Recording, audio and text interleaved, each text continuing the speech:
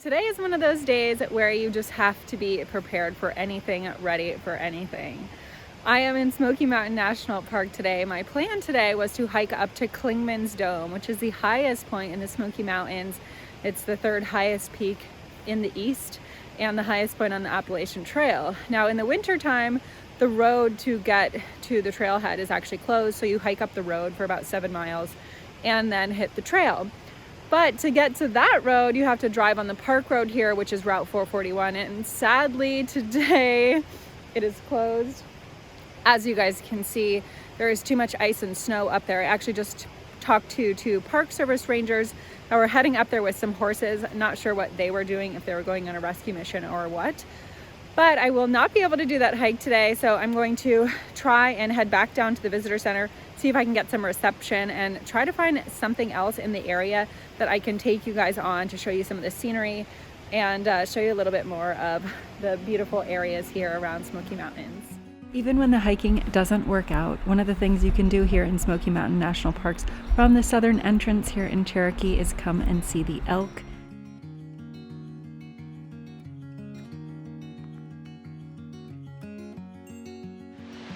I found us another trail in Sylva, North Carolina. This is about 30 minutes south of Cherokee, and I've never been to this area. I've never really hiked outside the Smoky Mountain National Park area in this part of North Carolina, so I'm excited to see what's on this trail.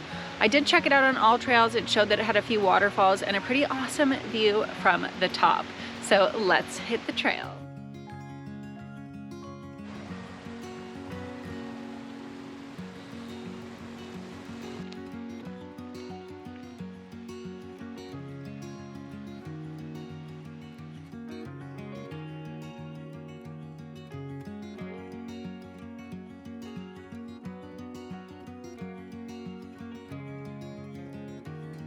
This area, as you guys will see as I show you a little bit more around, is really lush. And if you guys remember my Smoky Mountain National Park video from last year, I showed you the area of Deep Creek, which is not that far from here in North Carolina, and it's very similar to this.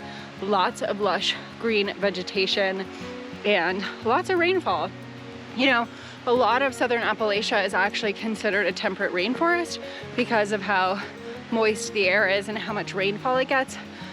So we're gonna see a lot of that evidence as we are on the trail today.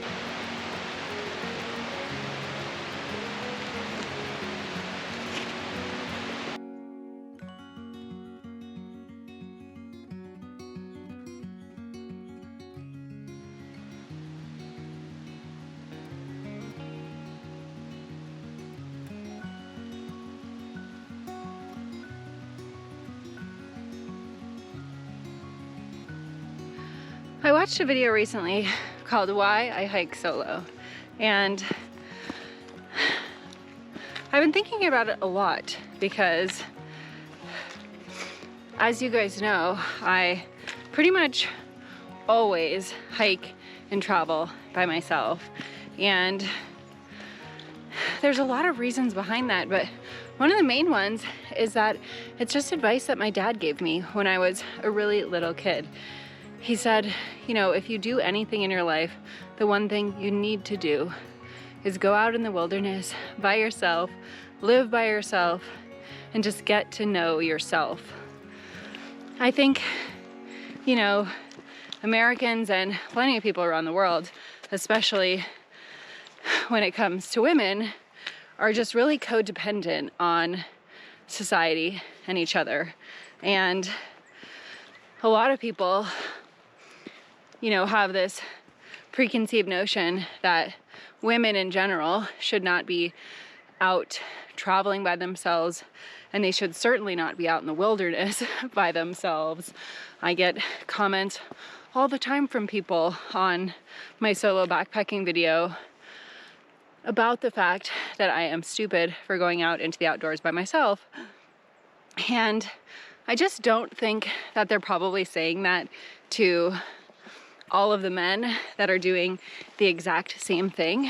You know, I am 10 times stronger and more experienced than many of the men that are making YouTube videos or hiking or traveling. So it is a bit annoying that we still have to fight these societal, you know, norms, or break them down, I should say. And I know that that movement is shifting, and I'm glad that I can be a woman out in the wilderness showing people, and especially other women and girls, that you can absolutely go out and do things by yourself. You do not need to rely on anyone else to go out and be alone. You just need to educate yourself, and you need to learn by doing. You know, the best education is the one that you learn by doing it yourself, figuring out what works and what doesn't work. And it's also, we all need to know ourselves better. We all need to know what we're capable of. And I think, especially with technology, we have become so accustomed to Googling it or looking up a YouTube video or having just someone with us all the time that we can go to for answers on anything that we don't know how to do, instead of just actually trying to figure it out, actually pushing ourselves to our limits, actually seeing what we're capable of. So I apologize for the long rant this morning, but I think all of us at least one point in our lives needs to make an effort to go out in the woods completely alone, you know, figure out what you're afraid of, figure out your limitations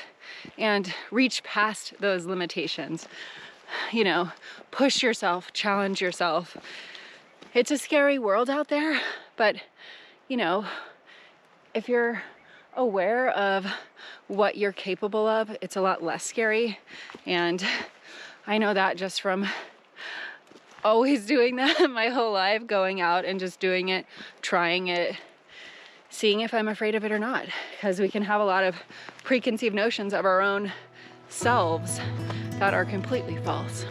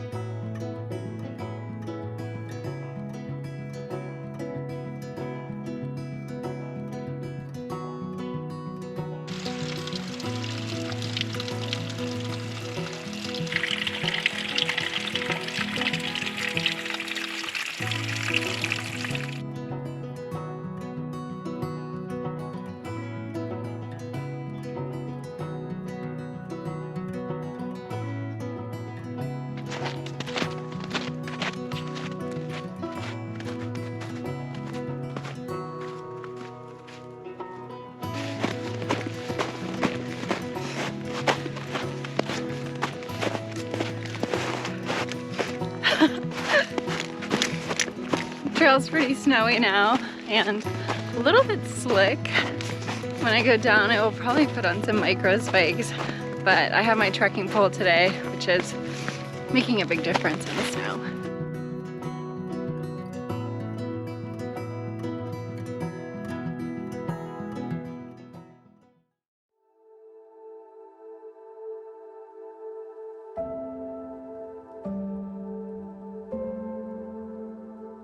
It is absolutely stunning up here.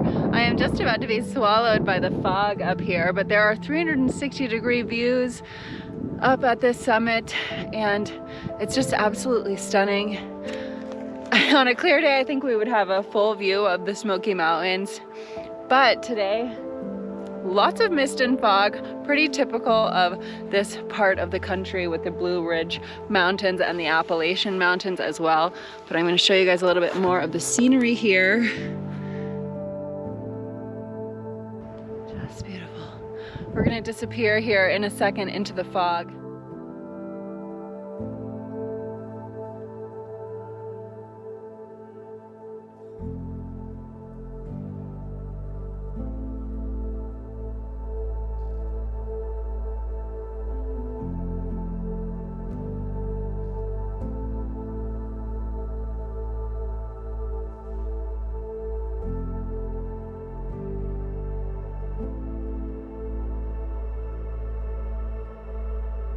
the clouds are just constantly moving this mist and fog around in the clouds with the changing of the winds. And so, you know, the longer I sit up here, the more the landscape changes and the more the views change. So highly recommend, if you're coming up this way, definitely check this place out.